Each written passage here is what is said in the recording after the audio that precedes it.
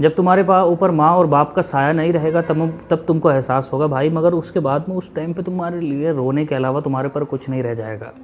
ایک انسان کبھی سوچ کر کے دیکھے تو اس کو احساس ہوگا کہ اس کے لیے جو سب سے بڑا ڈر ہے، وہ سب سے بڑا ڈر یہ ہے کہ اس کے ماں اور باپ اس کو چھوڑ کر کے ہمیشہ کے لیے چلے جائیں گے، اور پھر کبھی اس کو آواز لگا کر کے کھانا کھانے کے لیے نہیں کہیں گے، اور کبھی اس کو بیٹا تیار ہو جا، بیٹا یہ کام کر لے، بیٹا وہ کام کر لے، یہ سب باتیں اس سے نہیں کہیں گے۔ ایک اولاد کے لیے یہ سب سے بڑا ڈر ہے اگر وہ سوچے تو، کیونکہ ماں باپ ہی ہیں بھائی، ان کا ریپلیسمنٹ نہیں ہو سکتا کسی انسان کی زندگی میں، اور پھر ماں باپ کے ساتھ میں برا سلوک کرتے ہیں۔ اللہ تبارک و تعالیٰ نے بھی کتنی اہمیت بیان فرمائی ہے اس کی، اور پھر رسول اللہ نے بھی کتنی اہمیت بیان فرمائی ہے، لیکن کچھ لوگوں نے اپنے ماں باپ کو جیتے جی رلا کے پھینک دیا ہے۔ بڑھاپے میں جب پوری زندگی کام کرنے کے بعد میں اور محنت کرنے کے بعد میں، ٹینشنیں اٹھانے کے بعد میں، جب اس کو لگتا ہے کہ اب میں عبادت ہی کروں، اب میں کوئی ٹینشن مجھ کو نہ ہو، اب میں کچھ آرام کے ساتھ میں اپنے یہ لمحات یہ زندگی کاٹوں، تو اس وقت میں جب اولاد اس کی ٹینشنوں کو اور بڑھا دیتی ہے، جب اس کی فکروں کو، جب اس کے دماغ کو ذہنی طور پر اور زیادہ رنج و غم میں مبتلا کر دیتی ہے،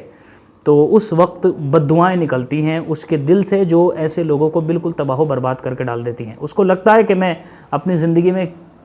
بڑا کامیاب ہو سکتا ہوں، کیونکہ ابھی اس کی توانائی ہے، اس کی ابھی جوانی ہے، اس کے پاس دوست ہیں، وہ گھوم سکتا ہے، وہ لوگوں سے باتیں کر سکتا ہے، وہ کار چلا سکتا ہے، وہ بہت کچھ کام کر سکتا ہے، لیکن یہ کچھ کام نہیں آئے گا میرے بھائی، کچھ بھی کام نہیں آئے گا۔ جس دل سے تو بار بار بد دعائیں لے رہا ہے نا، بار بار،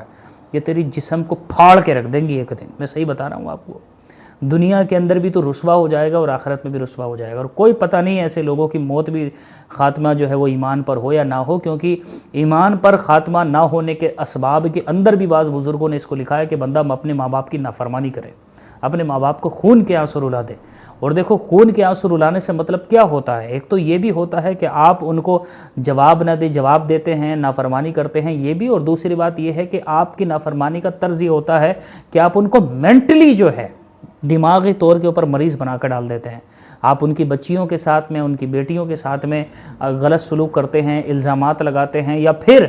آپ جو ہے ان کے کسی رشتہ داروں کو لے کر کے الزام لگاتے ہیں، یا پھر ان کو تانے دیتے ہیں کسی اسپیسیفک میٹر کے اندر کہ تم نے ہمارے لیے کیا ہی کیا ہے، وغیرہ وغیرہ، یہ سب چیزیں تانے دے کر کے، یا کچھ غلط کام ہوا تو ایک دم سے اس کے لیے ذمہ دار اپنے ماں اور باپ کو ٹھہرا دیتے ہیں۔ آپ کو احساس بھی نہیں ہے یہ چیزیں جو آپ مینٹلی آپ ان کو پریشان کر رہے ہیں نا،